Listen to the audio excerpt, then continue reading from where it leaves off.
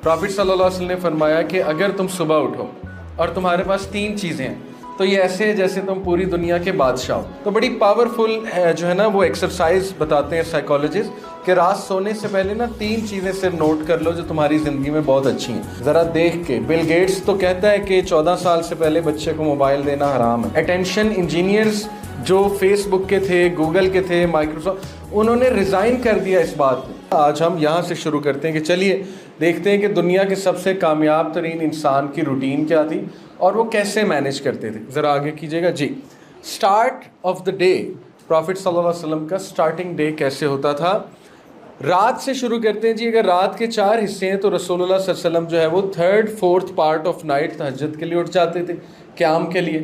اور یہی چیز پریکٹس بدھسٹ بھی کرتے ہیں، یہی چیز پریکٹس جو ہے وہ ہر وہ کامیاب انسان کرتا ہے جو اس وقت سی ایوز کی جو روٹین ہے کہ وہ 5 گھنٹے 4